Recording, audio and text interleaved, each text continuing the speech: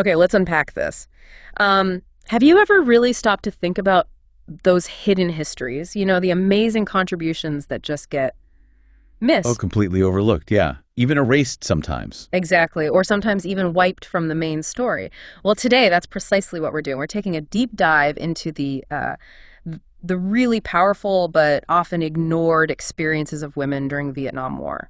And our main lens for this is Kristin Hannah's really compelling 2024 novel, The Women. It focuses on a central character, Frankie McGrath. Right. And just so you know, this whole deep dive, it's based on excerpts and summaries of this truly important book.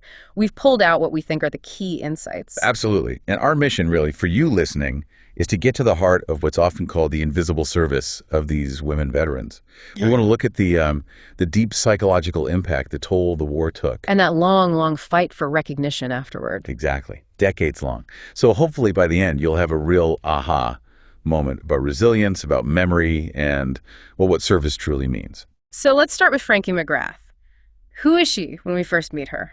Well, she's presented as this quite sheltered young woman from a pretty well-off conservative family in California. This is the 1960s. Right, steeped in those traditional values. Duty to country is a big thing for her, and she really looks up to her older brother, idolizes him, actually. He's a Navy fighter pilot. So you have this image of a certain kind of life laid out for her. Precisely, which makes what happens next so, well, fascinating and, frankly, quite shocking for the time. The catalyst for her big decision joining the Army is her brother's death in Vietnam. Ah, okay. So it's deeply personal. Deeply personal. It completely shifts her world. Enlisting as an Army nurse becomes her way to honor him, to find meaning, maybe. But for a woman of her background then, it was a radical choice. It really flew in the face of all societal expectations. Yeah, you can almost picture the reaction. And you get this sense, don't you, of her idealism, her naivete as she's heading off. She thinks she knows what she's getting into, but she really doesn't. Not at all. She's armed with her training, sure, and this powerful sense of duty, but completely unprepared for the reality waiting for her. And here's where it gets really interesting, or perhaps really harrowing. Because when Frankie actually arrives in Vietnam, that idealism, it just evaporates instantly. Oh, yeah. There's no gentle easing in. She is thrown headfirst into the brutal, raw reality of war. How does the book describe that? Well, it details her service in, field hospitals, sometimes quite close to the fighting. It paints a really vivid picture, unflinching, actually, of the chaos in triage units. Right, where they're making those impossible decisions. Constantly. An endless stream of wounded soldiers, the sheer horror of the violence, the death, the destruction.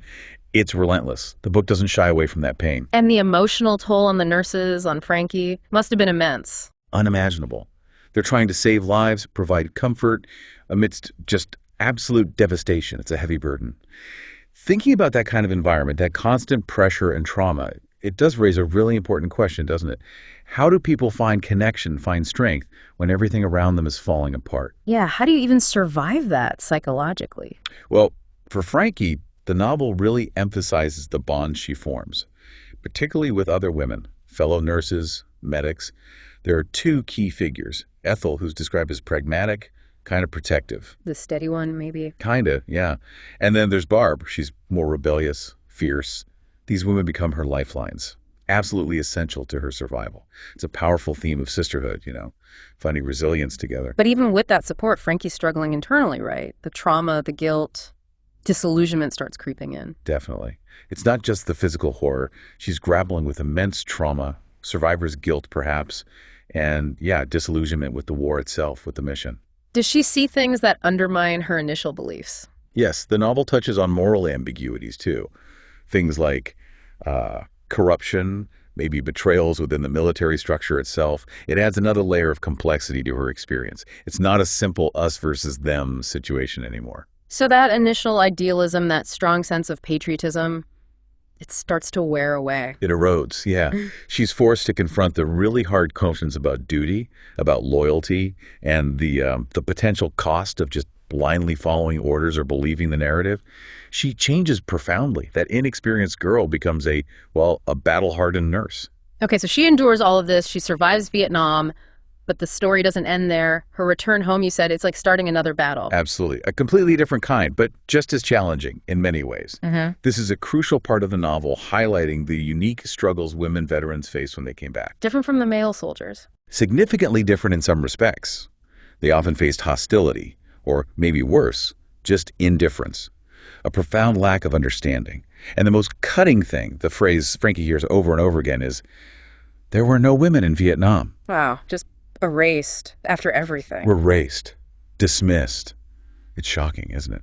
And if we kind of connect this to the bigger picture, it really shows how women's contributions, their service in that war, were just systematically marginalized, written out of the popular memory of the conflict. Their sacrifices just weren't seen or valued in the same way. Not at all. And this denial, this societal rejection, it just makes everything worse for someone like Frankie who's already struggling. Struggling with what specifically? Well, the book shows her grappling with symptoms we now clearly identify as PTSD, post-traumatic stress disorder. Yeah. Back then, though, understanding was limited. It was often dismissed, maybe as shell shock or just nerves. Making it harder to get help or even understanding. Exactly. Plus, she battles addiction, deep isolation. And heartbreakingly, even her own family doesn't really get it. They can't comprehend what she went through, or they don't want to, perhaps, which just deepens that sense of being utterly alone. It sounds incredibly bleak. Does she find a way through? It's a long road. The novel actually spans decades, following Frankie's fight to, put her life back together.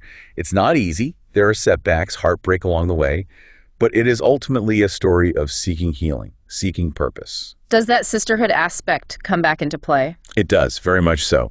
The narrative keeps returning to that theme, the enduring strength and solidarity among women veterans. They support each other, understand each other in ways no one else can.